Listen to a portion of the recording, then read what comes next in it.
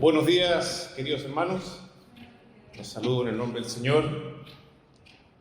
Es para mí un privilegio poder compartir esta palabra en esta mañana en una iglesia tan significativa para mi familia. En primer lugar, les traigo un saludo de mi iglesia, la Iglesia Presbiteriana Cristo mi Pastor de Las Condes, de su pastor Danilo, del consistorio.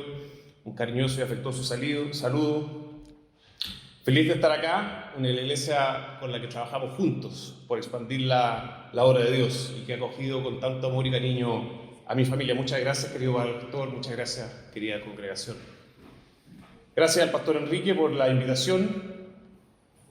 Cualquier cosa que ocurra acá, la responsabilidad es de él, así que yo me siento libre. Quiero invitarlos, antes de hacer algunas reflexiones sobre este pasaje, a tener un momento de oración. Señor, en esta mañana, en esta tarde, simplemente gracias. Es la palabra que viene al corazón por poder reunirnos domingo a domingo a celebrar la resurrección de Jesucristo. Bendice, Señor, este momento de reflexión, de meditación, de exhortación, para que tu palabra transforme vida, transforme corazones. Todo esto te lo pedimos en el nombre de Jesús. Amén. Bueno, yo quisiera partir convocándote a una imagen. Como dicen en las películas, picture this, imagínate lo siguiente. Voy a poner el tiempo para no me reten que me pase. Imagínate que recibes un llamado telefónico hoy día, en la mañana. Y alguien en el teléfono te dice que hay un gran magnate, un gran magnate, que dejó en su testamento escrito tu nombre.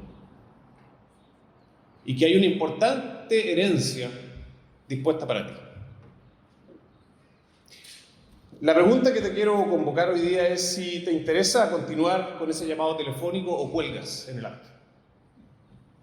Supongamos que es creíble y que no es un intento de estafa ni una tomadura de pelo. Imagino que la gran mayoría de ustedes, si no todos, continuaríamos interesados en el teléfono. ¿O no? Creo que sí. Bueno, de eso se trata esta cuestión. El Señor nos está llamando por teléfono para contarnos una nueva como esa. Y no se trata de un magnate común y corriente. Se trata de el magnate con mayúscula.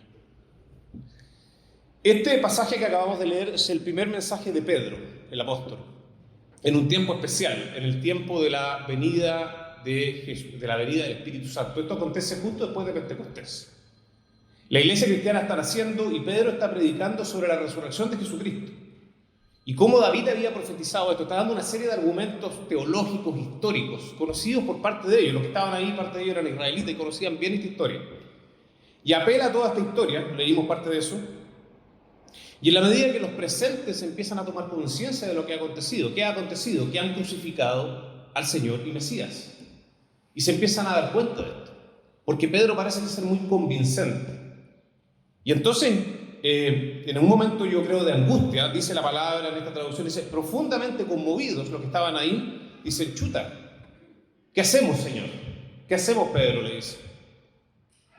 Se han dado cuenta que han crucificado ni más ni menos que al Señor y Mesías, del cual muchos de ellos sabían. Imagínense la cara de angustia. Parece que le embarramos. ¿Y qué hacemos ahora? Hemos crucificado al Señor y Mesías. Y entonces Pedro le contesta y dice, la promesa es para ustedes y para sus hijos, en el versículo 38-39. Entonces Pedro empieza a hablar de esta promesa. ¿De qué promesa estamos hablando? ¿De qué es este llamado por teléfono? ¿Qué es esto de recibir el don del Espíritu Santo? Si ustedes revisan el versículo 36 y 37, el 38 y 39 habla del don del Espíritu Santo. Dice, arrepiéntase y bautícese, esa parte la recordamos normalmente, y después dice, y recibirán el don del Espíritu Santo. Y después dice, en efecto, la promesa es para ustedes, para sus hijos. De eso está hablando Pedro. Y eso le está diciendo Pedro como respuesta. ¿Y qué hacemos? Entonces, ¿cómo entendemos qué significa esta promesa? ¿Qué significa esto el don del Espíritu Santo? Y déjenme contarles una pequeña anécdota antes de seguir. El otro día en el auto, con mis niños camino al colegio y los llevo en la mañana, estábamos hablando de Caín y Abel. Y una de mis hijas pregunta, ¿y cómo fue este asesinato? ¿Un cuchillo? ¿Una pistola? Y yo tenía la sensación de que no hay detalles en la Biblia sobre esto y me empecé a preguntar, empezó a bajar la duda. Dije, vamos a la Biblia. Bueno, y efectivamente no hay detalles, no dice la manera en cómo efectivamente Caín mató a Abel. Entonces una de mis hijas me dice, bueno, entonces vamos a Google, pues busquémoslo ahí. Las respuestas a las preguntas que tenemos no las vamos a encontrar en Google, hermano, las vamos a encontrar en la palabra. Y con eso nos vamos a quedar. ¿Quieres entender este mensaje? ¿Quieres entender este llamado por teléfono? ¿Quieres conocer más? ¿O vas a colgar? Esa es la misma palabra donde vamos a encontrar las respuestas, no en Google, no en la tradición, no en lo que nos parece bien o nos parece mal, no en lo que me contaron, no en lo que me explicaron, no en lo que yo pienso o yo creo en la palabra. Pedro, con autoridad dada por Jesucristo, nos manda a bautizarnos. Nos dice que recibiremos el don del Espíritu Santo y que esa promesa es para nosotros y para nuestros hijos. Esa es la promesa, para nosotros y para nuestros hijos. Y entonces, ¿qué dice la palabra sobre la promesa? ¿Qué promesa hay detrás de esto? Este pasaje es un momento histórico en la vida de la iglesia. Es la conexión y el momento de cambio, de transición y continuidad de lo que conocemos como el pacto. El pastor hablaba del pacto hace un rato atrás. Del pacto entre Dios y su pueblo. Lo que llamamos pacto en simple es la forma en cómo Dios se vincula con nosotros y las condiciones de esa relación. Sabemos que Dios hizo pacto con Noé, con Abraham, con Moisés. Eso lo hemos leído, lo hemos escuchado, con los padres de la fe. Pero también con nosotros, contigo, conmigo. ¿Sabías eso? ¿Sabías que este Dios soberano hizo pacto contigo y conmigo? No con Abraham, no con Noé, esos personajes a veces un poco lejanos, misteriosos. Contigo y conmigo. En Éxodo 19:5 dice, si ahora ustedes me son del todo obedientes, no de cualquier manera, si ustedes ahora me son del todo obedientes y cumplen mi pacto, serán de mi propiedad exclusiva entre todas las naciones. El pacto de Dios con nosotros es uno solo. Se ha expresado de manera distinta en tiempos distintos. En esta parte de la historia, cuando está naciendo la iglesia cristiana después de la resurrección de Jesucristo, estamos en un momento en que pasábamos de una manera en cómo se expresaba el pacto, la circuncisión, a una nueva forma, el bautismo, lo que acabamos de ver hace un rato esta mañana. Cambia la forma, pero el pacto es uno solo. Dios le había dicho a Abraham en Génesis, dice, Dios también le dijo a Abraham, cumple con mi pacto, tú y toda tu descendencia por todas las generaciones. Y este es el pacto que establezco contigo y con tu descendencia, y que todos deberán cumplir, todos los varones entre ustedes deberán ser circuncidados. Es la manera en cómo se expresa el pacto en el Antiguo Testamento, la circuncisión. La circuncisión fue el signo visible que Dios establece en el pacto abrahámico, es decir, el pacto no solo era un acuerdo implícito, sino que tenía una señal, un medio, un sello, una expresión visible. ¿Y de qué pacto hablamos entonces? Todo parte antes de la creación del mundo. Cuando Dios escoge soberanamente a su pueblo, a nosotros, a ti, a mí, y decide hacer un pacto con este pueblo, contigo y conmigo. Lo vemos tempranamente en el Antiguo Testamento. En Génesis dice, haré de ti una nación grande y te bendeciré, haré famoso tu nombre y serás una bendición. Bendeciré a los que te bendigan y maldeciré a los que te maldigan. Por medio de ti serán bendecidas todas las familias de la tierra. Es el pacto de Dios que establece antes de la creación del mundo, el que prevalece hasta hoy contigo y conmigo, y que acabamos de ver una señal maravillosa que nos recuerda eso. En Génesis dice, establecí mi pacto contigo y con tus descendientes, con tu descendencia, como pacto perpetuo por todas las generaciones. Yo seré tu Dios y el Dios de tus descendientes. Ese es el trato del que estamos hablando.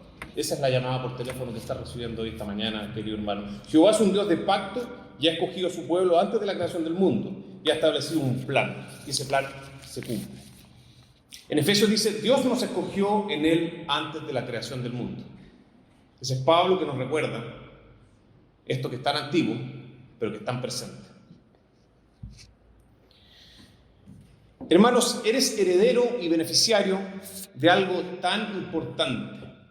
Te están llamando por teléfono y están diciendo que estás asignado una fortuna espiritual. ¿No deberíamos hacer un esfuerzo entonces por entender mejor de qué estamos hablando? ¿No deberíamos entonces pegarnos al teléfono y decir, cuéntame más, por favor? Quiero saber, quiero entender. Querido hermano, querida hermana, ¿tienes conciencia que Dios hizo pacto contigo y tu descendencia y las implicancias que eso tiene? ¿Sabes qué significa eso? ¿Sabes cuál es la herencia de la que eres beneficiario? ¿Lo podrías describir? ¿Lo podrías contar a otros?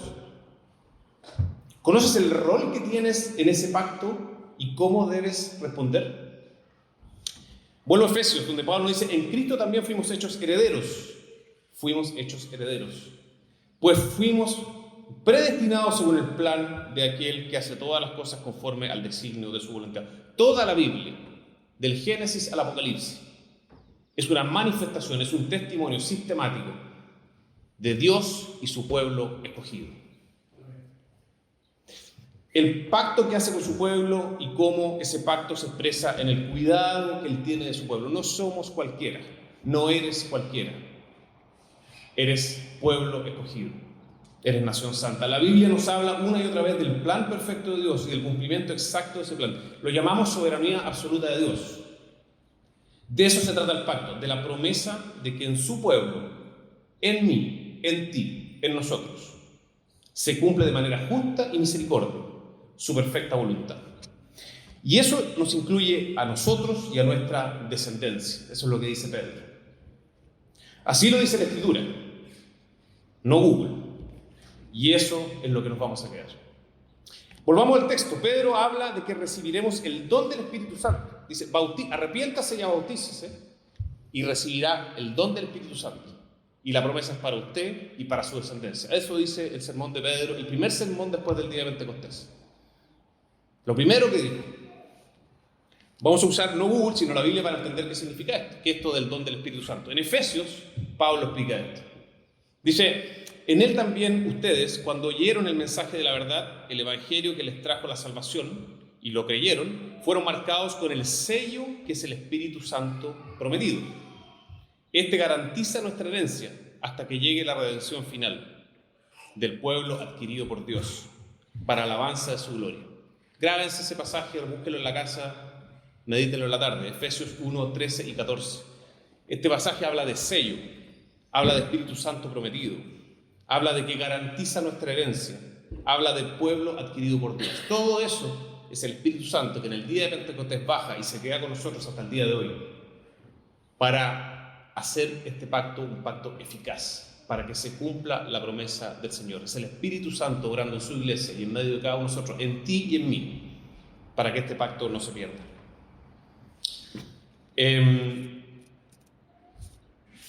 Recordemos que este mensaje de Pedro ocurre en el contexto de Pentecostés, como he dicho varias veces, día en que el Espíritu Santo baja y entra en acción para transformarse en el motor de la iglesia de Jesucristo. El don del Espíritu Santo que recibimos por medio del bautizo, eso dice Pedro: recibiréis el don del Espíritu Santo por medio del bautizo. Es entonces la garantía del cumplimiento de la promesa, es la garantía de que nuestra herencia es preservada. En Juan 14:6 dice: y yo le pediré al Padre, y Él les dará otro consolador, para que los acompañe para siempre. Consolador, en esa palabra hace referencia también al Espíritu Santo. Jesucristo está hablando del Espíritu Santo y del rol que tiene el Espíritu Santo en nuestra vida. Acá Jesucristo nos está hablando justamente del Espíritu Santo y se entiende entonces este don de Pedro que nos habla en Hechos. El bautismo, el don del Espíritu Santo, el Consolador, el compañero eterno, la promesa, la herencia. Todas palabras, conceptos que están ahí en el teléfono diciéndote: todo es para nosotros y para nuestros hijos. Todo está garantizado, está pagado, está hecho, está ahí, es tuyo, prometido por Dios, y Dios cumple sus promesas. Tremendo privilegio que no somos capaces de aquilatar. Pero Dios no solo nos ha escogido y nos ha dado promesas, sino que nos entrega los medios para las formas, para conocer, para alcanzar estas promesas. Dios nos conoce, sabe de nuestra condición caída, pecaminosa, sabe que no nos basta solo el mensaje, sino que requerimos lo que denominamos medios de gracia. Y de eso está hablando Pedro al llamarnos al bautismo. Dios no va a descansar o confiar en nuestras capacidades para el cumplimiento de su promesa, ¿cierto? Gracias a Dios que es así, que no depende de nosotros. Dios se va a encargar de que ésta se cumpla a pesar de nosotros. Y entonces Pedro nos recuerda este regalo que Jesucristo instituyó como nuevo medio de gracia, como garantía, y nos convina a aplicarlo en nuestras vidas, lo que acaba de acontecer a nosotros y a nuestra descendencia.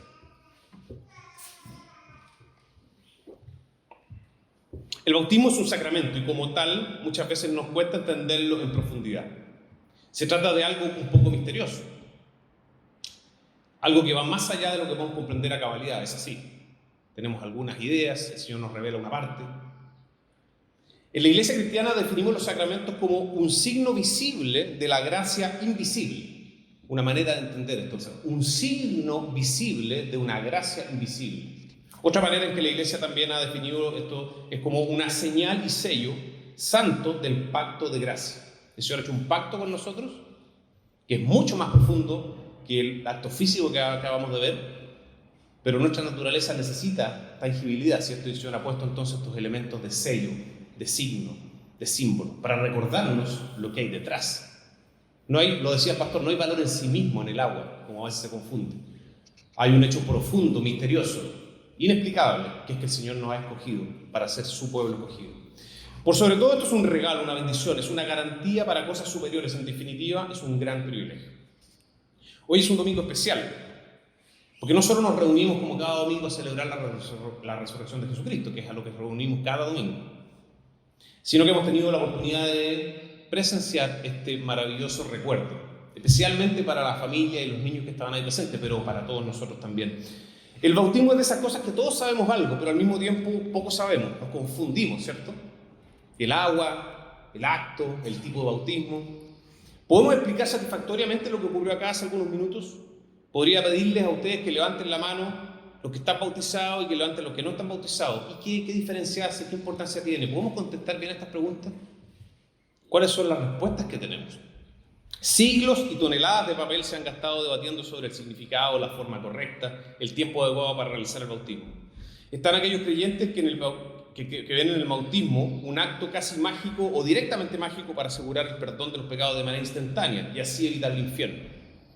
Están aquellos que sostienen que el bautismo solo debe ser administrado a adultos que confiesan a Cristo como Salvador. Y estamos nosotros, los que vemos en el bautismo no un acto mágico de salvación, sino que una manifestación de la gracia de Dios, que es anterior al acto, gracia que se manifiesta también a través del cumplimiento de su promesa en nuestros niños. Se trata de una expresión amorosa de Dios con nosotros y nuestras familias. 3 puntos que quiero tocar brevemente en los pocos minutos que me quedan para cerrar este mensaje y para poder avanzar un poquito más en la comprensión que todo cristiano debe tener, basado en la Escritura, de lo que significa el acto que acabamos de presenciar. 1. El bautismo es un signo del cumplimiento de la promesa de Dios. 2. El bautismo es una obligación. 3. El bautismo nos compromete y nos obliga como padres. El bautismo es un signo del cumplimiento de la promesa de Dios. Repasemos lo que dice Hechos, lo leímos hace un rato, en los versículos 38 y 39. Dice, en efecto, la promesa es para ustedes. Este pasaje habla de la promesa, usa la palabra promesa y vincula esta promesa al acto del bautismo. Promesa y bautismo están íntimamente ligados. Dios cumple sus promesas. Aunque a veces no comprendemos bien o no nos parecen las cosas que nos ocurren, porque lo que nos ocurre es parte de la promesa del Señor, es su soberanía. A veces nos rebelamos, habríamos hecho las cosas de una manera distinta, nos parece injusto lo que nos pasó. Bueno, todo eso es parte del designio del Señor y eso es parte de su pacto, es parte de su promesa. En Romanos 8:28 dice, ahora bien, sabemos que Dios dispone todas las cosas para el bien de los que los aman, no para todos, para el bien de los que los aman, para aquellos que son designatarios de su pacto. Sí, hermanos, todas las cosas, aunque no las entendamos, aunque no nos gusten, aunque nos duelan, aunque nos parezcan injustas, aunque la hubiéramos hecho de una manera distinta, si amas a Dios, si eres parte del pacto, si has sido adoptado por el Señor, entonces su voluntad se cumple en ti, su voluntad se cumple en ti, no tu voluntad se cumple en ti. Su voluntad, que es distinta a tu voluntad. Y dice en Isaías, porque mis pensamientos no son los de ustedes, a propósito de cuál voluntad es la que se debe cumplir en nosotros, la mía o la de Él. Mis pensamientos no son los de ustedes, ni sus caminos son los míos, afirma el Señor en Isaías diciendo, mis caminos y mis pensamientos son más altos que los de ustedes, más altos que los cielos sobre la tierra. Gracias a Dios que es su voluntad la que se cumple en mí y no la mía. Que no entendamos bien esto, bueno, habla más bien de nuestra incapacidad, de nuestra ignorancia, de nuestra falta de madurez espiritual y no de un error del Señor. El Señor no se equivoca. Te puede doler, te puede no gustar, pero el Señor no se equivoca. En Éxodo dice, haré de ustedes mi pueblo y yo seré su Dios. Así sabrán que soy el Señor su Dios que los libró de la opresión de los egipcios, los llevaré a la tierra que bajo juramento prometí darles a Abraham, Isaac y Jacob. Yo, el Señor, les daré a ustedes posesión de ella. Yo haré de ustedes mi pueblo. El Señor te está llamando, porque entonces dice, tú eres mi pueblo. Te hice mi pueblo antes de la creación del mundo. ¿Contestas el teléfono? El Salmo dice que el Señor multiplique la descendencia de ustedes y sus hijos. Sistemáticamente la Biblia no nos habla solo de manera individual. Sabemos que la conversión es individual y es personal. Pero también sabemos que la Biblia habla de un pueblo, de una herencia, de nuestra descendencia y de nuestros hijos. En hecho dice, cree en el Señor Jesús, así tú y tu familia serán salvos. No se resume, no se remite, no se reduce a ti. Dice, cree en el Señor Jesús, tú y tu familia serán salvos. Esto de que gracias a la adopción de Dios no solo nosotros somos bendecidos, sino que también lo serán nuestras familias, no es un cuento. Es una promesa de Dios, es una promesa para el pueblo de Dios que se funda sobre el poder y soberanía absoluta de Dios, pero también sobre la capacidad que Dios nos da para actuar y hacer lo que debemos hacer. En hecho nos dice, cree en el Señor Jesús, así tú y tu familia serán salvos. Acción y reacción. Entonces el bautismo es un símbolo, una señal, un recordatorio, un regalo para que recordemos quiénes somos respecto de Dios. Nos vuelve sobre el acto eterno y misericordioso que Dios tuvo antes de la creación del mundo para escogernos y hacernos salvos por medio del Señor Jesucristo. Bautismo es entonces señal efectiva del cumplimiento de la promesa de Dios. Pero el bautismo no es solo una señal efectiva del cumplimiento de Dios, es también una obligación. Lo primero que dice Pedro en su mensaje es: arrepiéntanse y bautícense. Cada uno de ustedes. Pedro parte por las instrucciones y luego explica el sentido. Primero obedece. En Mateo dice, por tanto, vayan y hagan discípulos de todas las naciones, bautizándolos en el nombre del Padre, del Hijo y del Espíritu Santo. A esto le llamamos normalmente la gran comisión. No le llamamos la gran recomendación, el gran consejo, la gran sugerencia. Le llamamos la gran comisión. ¿Ven ustedes alguna opción en esto? Es algo así como, mira, podrían considerar bautizarse, sería bueno que lo hicieran, les haría bien, tengan en consideración. No, el mensaje es claro, el texto es definitivo, es un mandato. El bautismo es un mandato para el pueblo de Dios, tal como lo era la circuncisión para el pueblo de Israel en el pacto abrahámico, en el pacto del Nuevo Testamento. Después de la resurrección de Jesucristo, esta es la manera en cómo nosotros recordamos el pacto. No solo es una obligación genérica y de libre interpretación, es específica. En Génesis 17:12 dice, todos los varones de cada generación deberán ser circuncidados a los 8 días de nacidos. El bautismo no solo debe hacerse, sino que debe hacerse sin tardanza. No porque nuestros niños estén en peligro de muerte espiritual por no hacerlo, como dicen algunos. Si somos hijos del pacto, somos hijos del pacto independiente de este acto, antes de este acto. El hermano que estaba a la diestra de Jesucristo y que murió siendo un pecador como todos nosotros y que pecó hasta el último minuto, pero en el último minuto de su vida se arrepintió, no fue bautizado. Y eso no le impidió alcanzar la salvación. Así que no confundamos las cosas. El bautismo no es un acto en sí mismo de salvación, es un símbolo, es un sello, es un sacramento. El agua no tiene poder especial como un acto, sino que al ser un medio de gracia, nos conviene no dilatar su ejercicio. No es que nos vamos a salvar al niño o no por su bautizar o no. Nos conviene, es una instrucción. Tenemos una responsabilidad como padres, debemos traer a nuestros niños ante la presencia de Dios e iniciarlos en una vida de pacto hasta que ellos por sus propios medios y conciencia puedan tomar decisiones. El bautismo es, por lo tanto, no es una cosa más dentro de las muchas de la vida cristiana. No es una formalidad ni el cumplimiento de un acto social o espiritualoide, palabra difícil. El bautismo es un mandato con profundo significado. No es un acto administrativo. Representa una cuestión profunda y fundamental que no debemos olvidar. Es una parte fundamental de nuestra vida cristiana. Termino con el tercer punto. Dijimos que es un acto que representa el cumplimiento de la promesa de Dios. Dijimos que el bautismo es una obligación. Y en tercer lugar, el bautismo nos compromete y obliga como padres. Otra vez Pedro nos dice, bautícese cada uno de ustedes. No entraremos acá en disquisiciones sobre si es conveniente o no bautizar a los niños. Nosotros creemos firmemente que nuestros niños están convocados al bautismo tempranamente, sin dilación. Y solamente quiero decir algunas cosas sobre esto. que el bautismo no es el fin, el bautismo es el inicio de un compromiso que tenemos los padres respecto de la formación de nuestros niños. Estamos manifestando públicamente ante la congregación, pero sobre todo ante Dios, que tenemos una convicción de lo que hemos declarado y que queremos a estos niños ponernos en sus manos. Por lo tanto, la tarea no termina en el bautismo. No es como que, estamos, bautizado el niño. No es así. Es simplemente la admisión a la escuela. Es como decir, bueno, ya tengo inscrito al niño y me olvido, no lo llevo más al colegio. Y ahí se la pega. Así de contradictorio sería tomarse este acto de esta manera. Deuteronomio 6:4-9 dice: escucha, Israel, el Señor nuestro Dios es el único Señor. Ama al Señor tu Dios con todo tu corazón y con toda tu alma y con todas tus fuerzas. Grábate en el corazón estas palabras que hoy te mando. Incúlcaselas continuamente a tus hijos.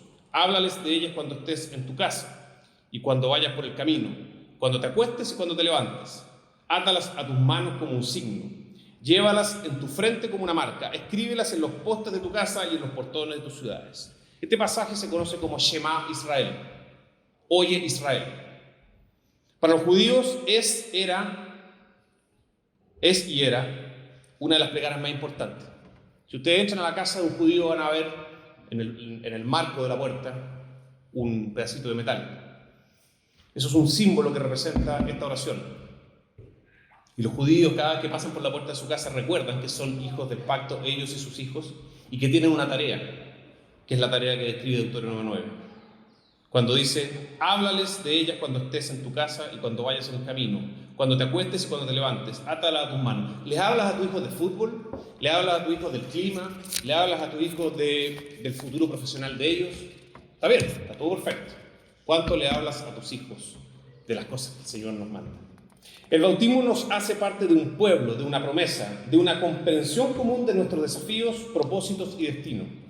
Así como para el judío la mesuzá, que es ese pedacito de metal que ponen en la puerta, así se llama la mesuzá, les recuerda día tras día de dónde vienen y cómo y deben comprometerse en la formación de sus hijos. El bautismo nos lleva a reflexionar no solo sobre las promesas, sino sobre el compromiso que tomamos frente a Dios de continuar repitiendo estas cosas una y otra vez, hablándoles cuando estemos en casa, andando por el camino y al acostarnos y cuando nos levantemos. Seguramente salimos todos mal evaluados en esto, pero no por eso no debemos seguir esforzándonos por acercarnos más, un poquitito más a esto. El bautismo es una oportunidad que tenemos como padres para recordarnos día a día sobre este compromiso. Termino, hermanos, esta mañana en este mensaje diciendo que el bautismo que presenciamos hoy es entonces un signo de esperanza, porque nos recuerda a un Dios de pacto y a nosotros como pueblo escogido.